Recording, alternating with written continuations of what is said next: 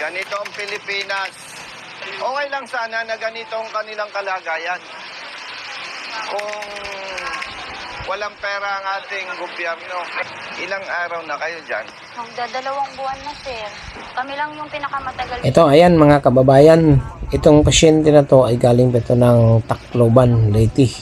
Kaya ito sila na dalawang buwan na to mahigit dito lang sa labas. Kaya pakinggan natin, panoorin natin kung paano sila tinulungan ni Kong Busita. Na po yan dito last year. Na-infection. Sige na, sige na. Tapos, Ay kailangan operahan ulit. Tatanggalin yung bakal. Tapos yung may bakal, tatanggalin. dito po dalawa. Ibig sabihin, ilang buwan na kayong nakaganyan? Magdadalawa. 2 months? Magdadalawa na po dito. Higa. Hindi kami ina-admit. Hindi ma-operahan si mama. Bakit yung daw? kulang namin na 45. Magkano yung kwentada na dapat bayaran kung ma-opera siya? 300,000 po yung lahat-lahat na. 300,000. Opo, bali yung kulang po, naayos ko na yung iba, bali yung kulang po is 45,000 na lang po. Sinong kausap mo sa loob? Yung doktor po ni mama, si Doc Victoria po, ay ayawin si mama operahan. Alam niya na ang kulang 45,000. Bali, 95 yun. Ngayon, nalakad ko sa DSWD, dinagdagan kami ng 50,000. Eh, ngayon, kulang na lang namin 45,000. Para ma-operahan. 2 buwan na kayo dyan. Opo. Kami lang, sir, pinakamatagal dito. Kayong Nahirapan. pinamatan. Saan kayo na nangungubeta? Wala. Diyan, sa CR ng lahat. Eh, ayaw na Paano nga. siya nalakad? Eh, wheelchair po. Mahimiram lang po kami dyan sa loob. Paano po, nakakalakad naman. Eh, sir, nahirapan na si mama, namamaga yun sa loob. Yung na-infection. Wala kami iba mahingian, sir, na tulong eh. Nako mga kababayan, kawawa naman talagang pasyente ito. Nagmukha ng pulubi sa labas. Meron na siyang GL.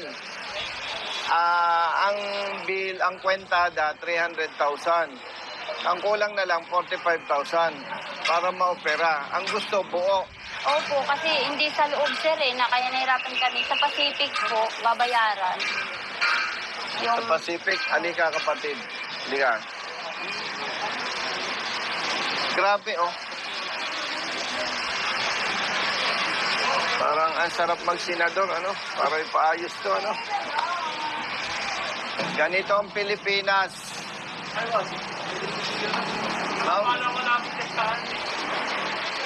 Okay lang sana na ganito ang kanilang kalagayan. Kung walang pera ang ating gobyerno. Ang daming sinasabing nawawalang pera ang gobyerno. Pero ganyan ang kalagayan ng mga pasyente, ano? May pasyente kayo? Sinong pasyente nyo? Ha? Na paano? Salamat. Ha? Hindi, yung pasyente nyo. Na paano?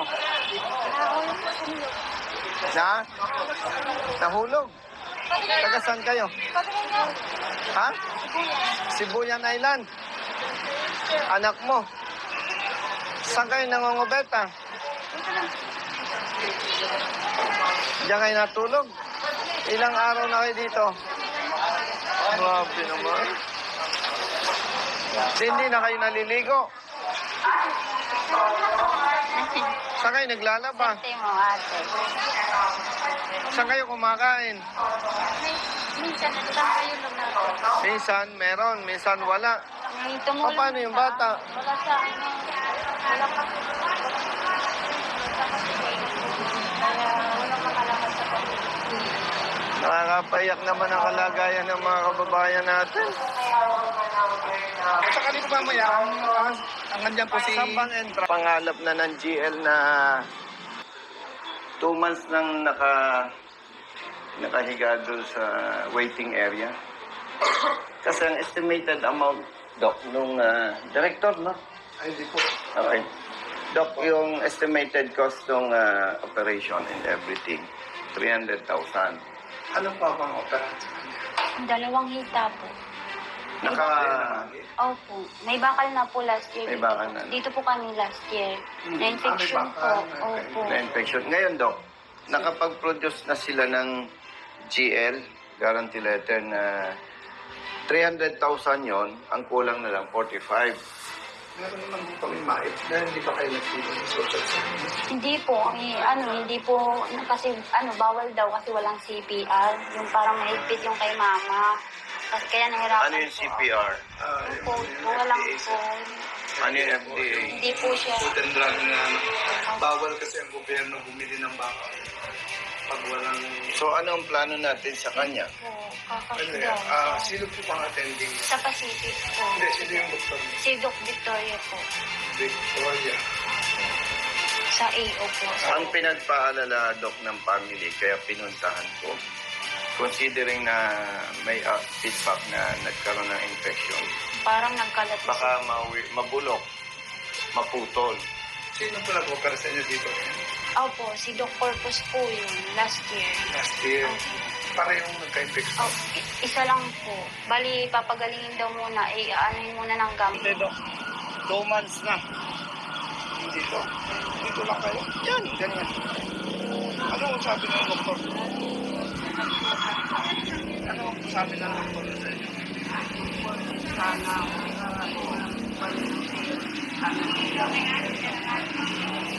Ang guarantee letter. Ate, taga saan ka? Tacloban, Leyte. Ay ganito, no? Gusto ko lang alam ni Doc, no? Yung 45,000, para sa akin bilang congressman, maliit lang yon. Ang problema lang, yung pondo ko para sa medical assistant, pinutol. Wala akong pondo. Kaya itong problemang ito, ilalapit ko sa mga kaibigan ko. May other sources of funding naman po kami. Yun, salamat. Ayusin na lang para hindi na kayo Salamat. mabubahan. Kasi ang kinakatakot ko dito, Dok, baka masobrahan yung infection at putulin. Kawawa naman. Paano natin ngayon para ma-evaluate natin ng mabuti? Kailangan i-admit na, ay hindi po. Hindi, kaya binanggit ko nga kay Doc na dapat mabigyan agad ng atensyon kasi kung mapabayaan yan, ay masakit, di ba? Masakit naman kung puputulin. Bata pa. Oh. Dok, ito, taga Cebu yung Romblon. Yan mo, may batang maliit.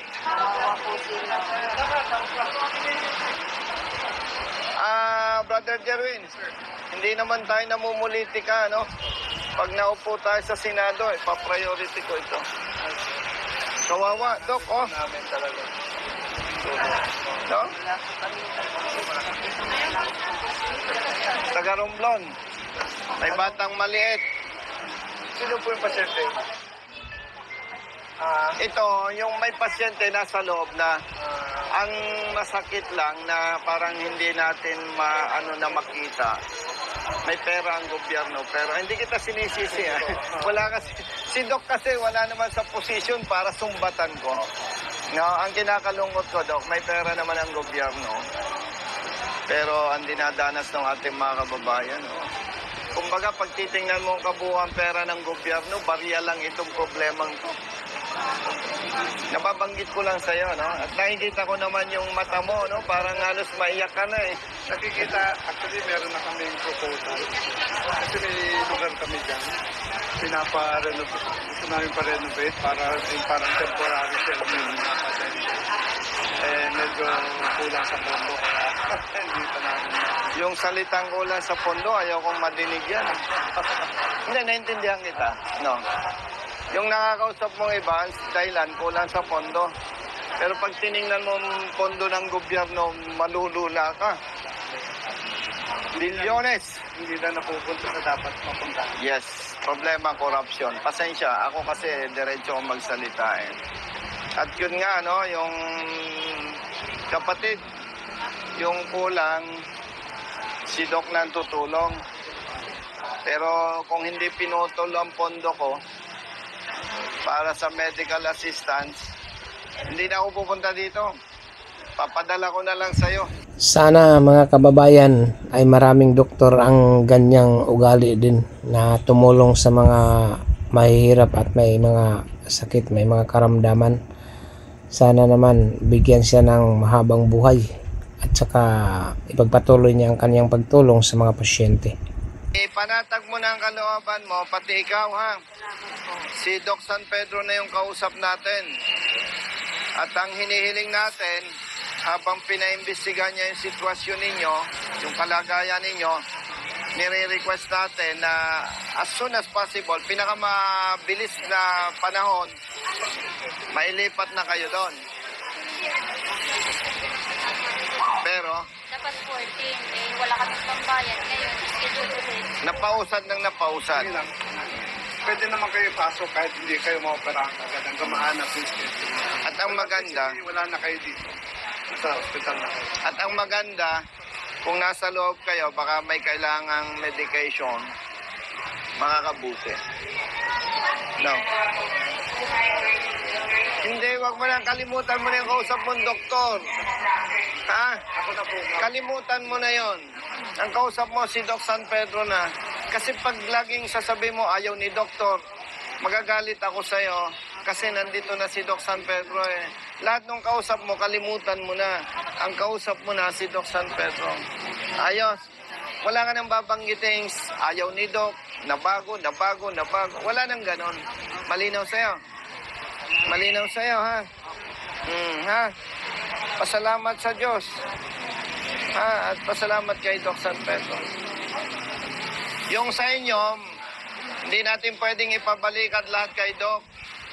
Ang mahalaga, yung pasyente ninyo nasa loob. Yung kalagayan ninyo, walang kakayahan si Doc na ayusin yung kalagayan ninyo. May limitasyon din siya. Kaya nga, sabi ko kay Brother Jerwin, kung loobin ng Diyos, suporta ng taong bayan, maluklok ka sa Senado, ipapriority natin to. Ha? Tis-tis lang. Ha? Yung bata, nakakaawa. Pa-picture kami. O sige, sama natin si Doc. Pero kayo, San Miguel, Leyte. O, lilinawin ko ha.